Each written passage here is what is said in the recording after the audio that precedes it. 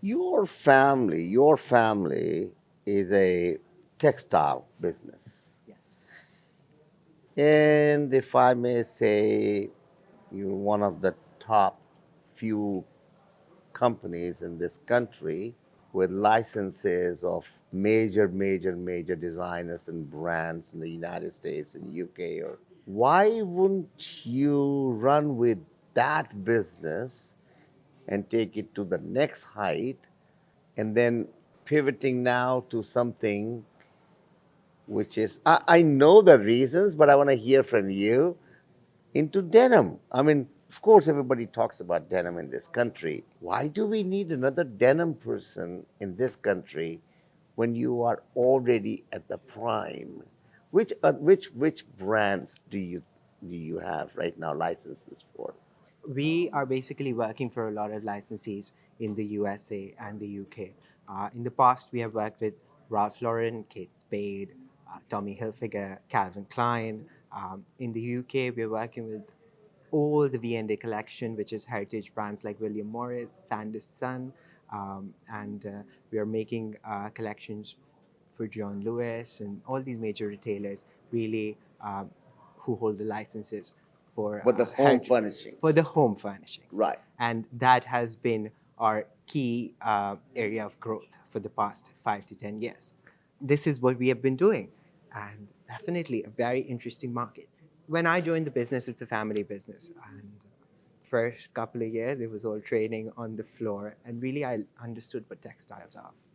But then, when I was at the point in time where I had to decide how I contribute to this family business, it was a numbers game. The home furnishing or the bedding only, if I talk about bedding, it standard around transactional value stand around $7 billion. When you go into fashion, it's more than $500 billion. There is, and jeans only, from the numbers I've heard, stand around somewhere around $90 billion as an industry. Now, when I see Pakistan, we are our total export in textile sector was around $13 billion, divided equally into home, knitted apparel, and woven apparel. And then that's the imbalance.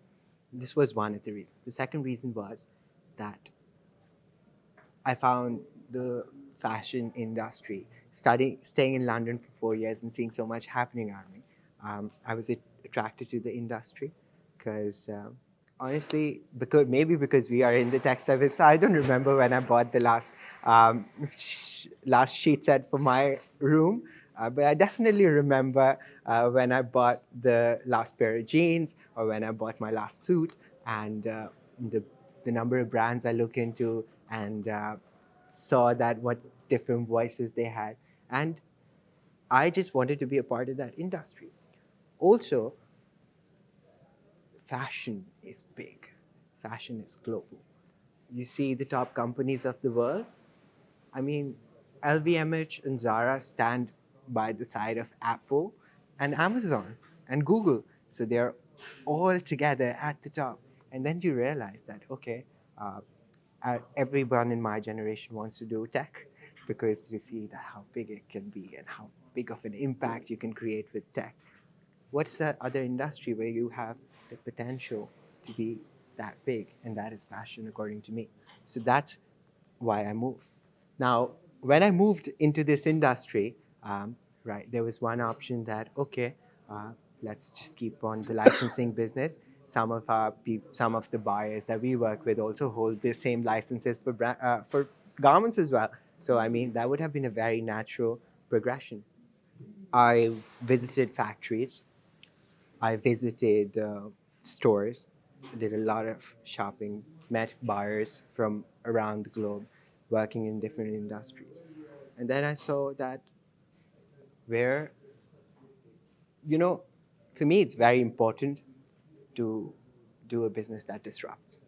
That has been my education, maybe studying in a very, my college was very, entrepreneurial. It's London School of Economics. You hear about uh, entrepreneurship, economics, banking, consulting. And then you realize that whatever you do, you need to disrupt. When I started doing that, I saw that, okay, here is this woman um, in LA. She has a great brand. She is creating this amazing clothing, and the brand is growing, has a lot of potential, but she's not able to find the suppliers because wherever she goes, the industry is not organized to cater to her vision for the brand at this moment in time. And she's having problems in sourcing smaller quantities because she's not bringing huge businesses. Big factories are less likely to sit down on the table and collaborate with her, although she is willing to pay the price. I saw that is there's something missing.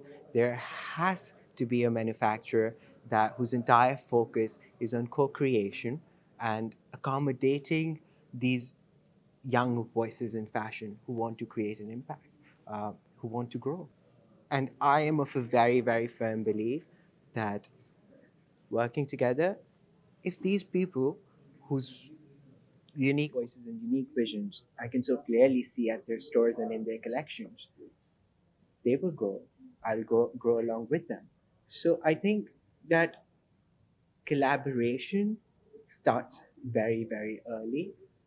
And as I'm a young business, I am loving collaborating with other young businesses because young businesses grow old, young businesses grow big. And I think that Because it's an out of the box approach. it's out of passport. Wonderful. Yeah. Thank you so much. Always. All right.